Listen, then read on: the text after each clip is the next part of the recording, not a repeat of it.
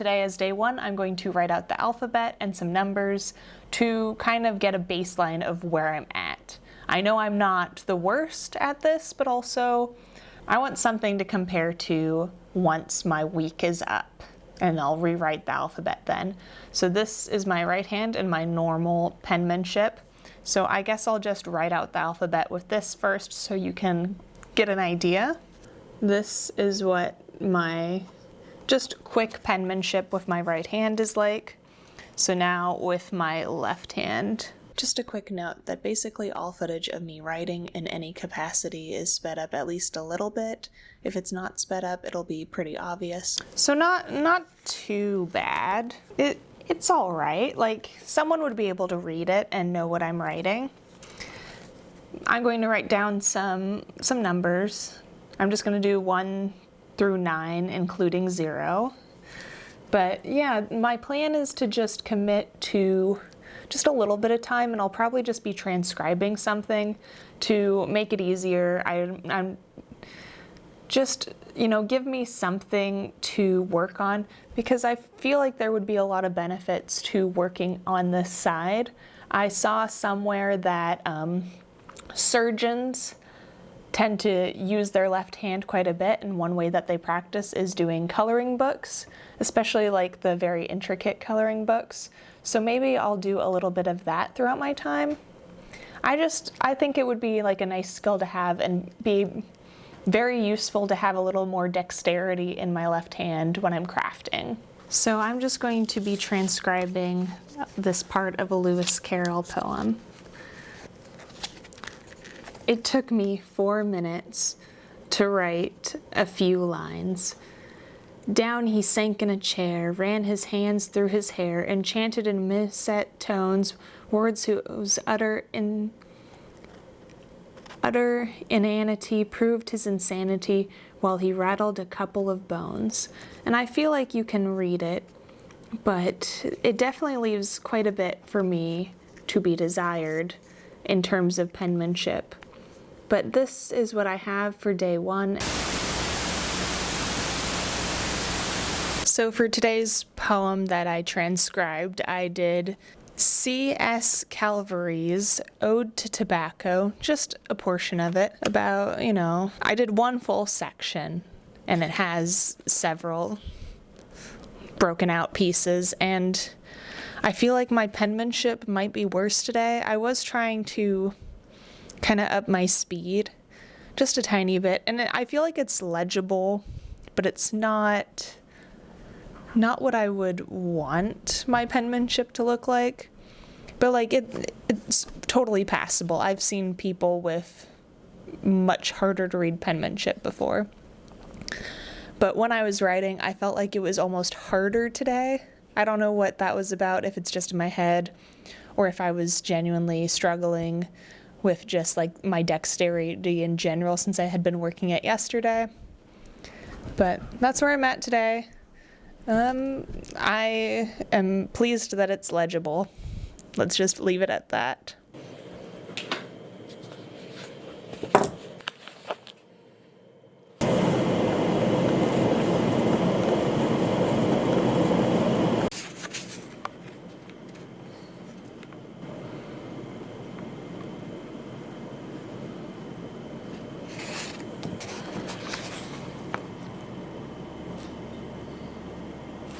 Today is day 4 of writing with my left hand. It's a struggle.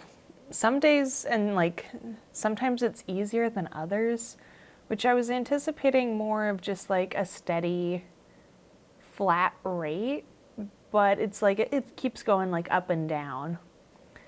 Definitely still legible, like it's never lapsed into illegible, but I'm very grateful that I've picked transcribing something out of a poetry book, because it makes it way easier than me trying to think up what to write down, what to like just creatively think and output onto the page. Because focusing on writing is enough of a struggle. I thought maybe a slightly thicker pen would help, and it does, but I feel like I might need to go even more elementary school, even more like kindergarten level, and do an even thicker pen. Like I feel like a Sharpie would be probably easier just because it gives you more of a grip. Like I'm able to hold the pen just fine, but like even more of that ability. Overall, one of the hardest parts that I didn't necessarily think about is the movement of my hand. When I write with my dominant hand, I'm able to sort of move along the page without much issue. I just now noticed that you can see the TV in the background. Let me know what you think I'm watching and I'll reveal at the very end what I have on the TV. But I have found one of the hardest things is when I write with my dominant hand, I'm able to sort of glide over the page as I write.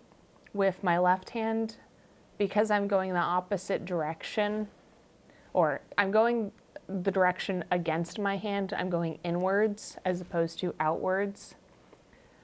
I don't have that ability, at least I haven't gained it yet. And with moving my hand across this way, it's very difficult for me to keep the paper steady. I don't remember this ever being a problem as a child.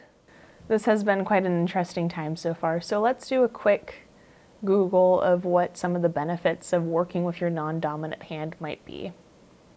So from a quick Google search of benefits of using your non-dominant hand, this is what the AI Google overview has brought up. Brain fitness. Using your non-dominant hand can stimulate your brain in new ways, which can improve brain fitness and cognitive function. Well, that's definitely a good benefit. Creativity. Using your non-dominant hand can activate the right hemisphere of your brain, which can increase creative thinking. Also, that sounds like a very nice thing to increase and work on. I like to be creative. I feel like my videos are a little bit of a creative outlet. Don't mind Margaret. And I like to be creative even in things that aren't necessarily videoed. And I've been getting way more into photography again.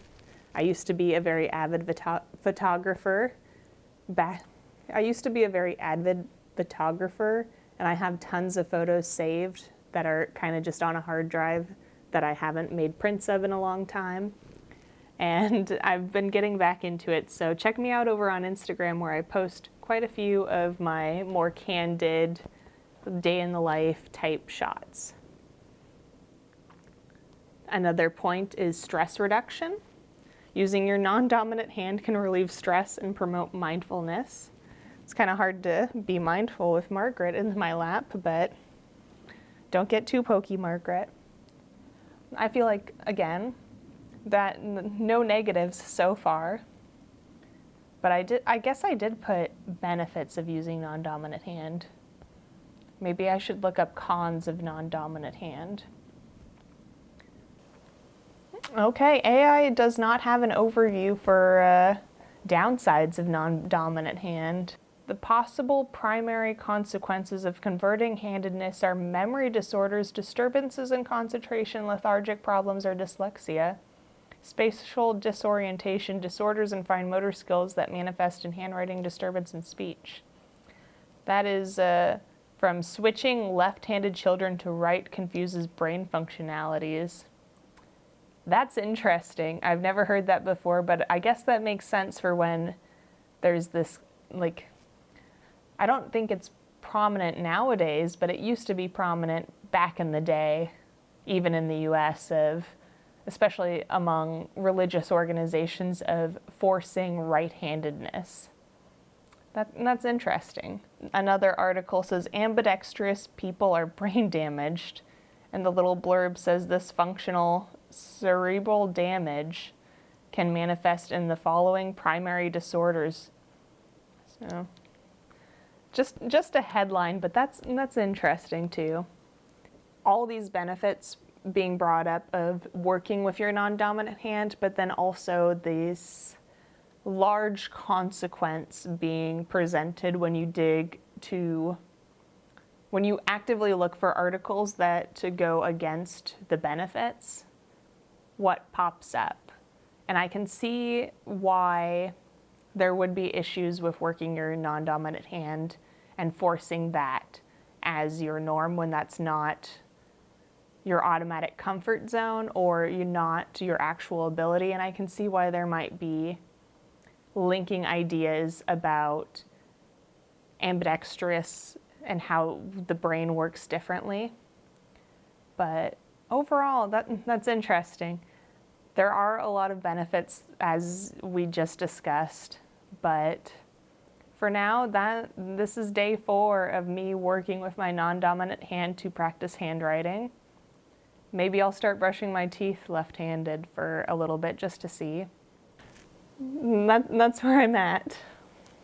Day 5, I put my skills to the test with an adult coloring book, but as you can see here, because the lighting was very dark, I had to color correct / adjust this footage, so it kinda looks like shit. Not to mention that my kitty cats definitely wanted to be a part of it, so that made it even harder. I just wanted to be comfy while I colored. It was a tiny bit of a struggle, but actually not as terrible as writing, because you didn't need quite as much dexterity to get something legible. You just sort of needed to fill a space. On day 6, I was back to just transcribing a poem, nothing really special, simply the same as before.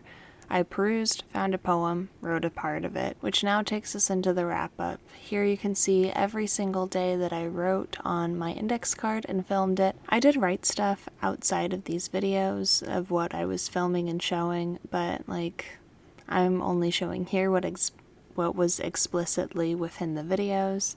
I didn't share my coloring because it wasn't that exciting to show. I feel like the handwriting is more where this video is at. That being said, I think that I improved a little bit. The entire time I was impressed that I was able to maintain legibility. Granted, it's not the best legibility, but it is legible. So if there was a time where I needed to rely on my left hand, I think that I can do it, even if it is slightly uncomfortable. But overall, there's not really too much for me to say because I feel like I covered it kind of in the middle of the video about what Google says, my thoughts on that. Just nothing new came up throughout the process that I haven't already spoke upon. And for those wondering, the video and TV show I had on was the reality TV show Married at First Sight. I was on about season 4 at this point. It's kind of one of those shows that I throw on when there's nothing really else that I'm feeling like watching or just as background noise. It's not a show that I truly follow that closely.